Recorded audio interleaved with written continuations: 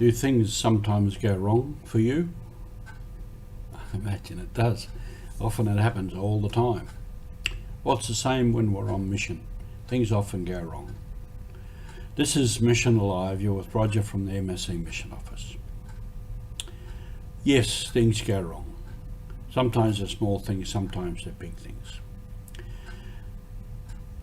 We get bogged on the road, or we get flat tyres, or the river floods,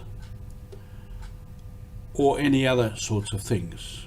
Or sometimes there's a huge landslide and nobody can move anywhere, and so on and so forth. And sometimes, a whole program will just get cancelled, and so on and so forth. Well, something went wrong here last week with our Mission Alive broadcasts.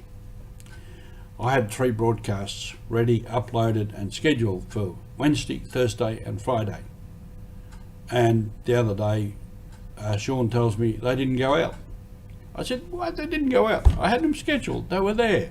They didn't go out. So I'm sorry about that. One was the Sacred Heart. And I think I've got that one on Friday now. And one was a follow-up to Trinity Sunday. And that's probably Wednesday, and this one will go out tomorrow. So these things go wrong, and we have to live with it and put up with it. Now, also some good news is we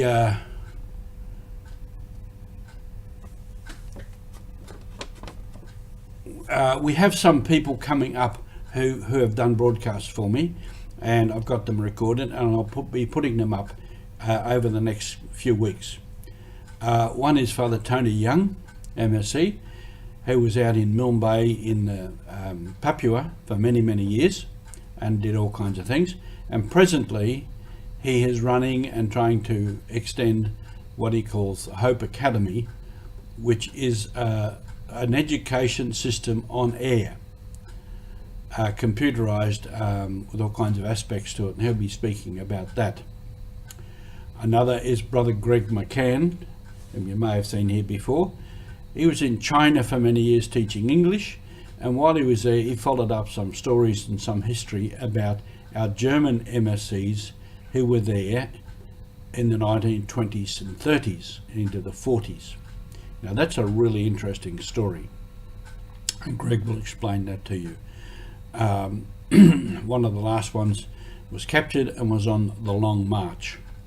You'll hear about some of those people.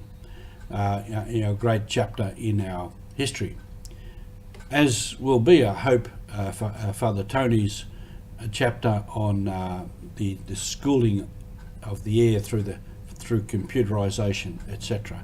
That is a modern story. He's using modern technology, and he's trying to meet a problem of today. And of course we'll have some more stories and reflections from Sister Helen, who is very good with those. So you can look forward to those. These are different stories, they're different experiences, they all did different works, and this is part of mission. Mission takes us into all kinds of places and all kinds of different works, meeting all kinds of needs. So these are interesting stories about some of our mission people. But it is the same mission. I want to make a little appeal about water.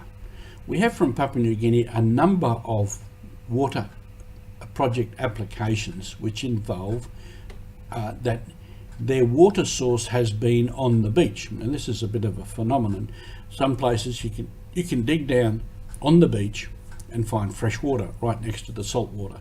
Now with the sea rise, those water points are being swamped, and they can no longer get water there. So they're applying for tanks. Now somewhere along the line last year I met a man who was a water expert, and I asked him about it.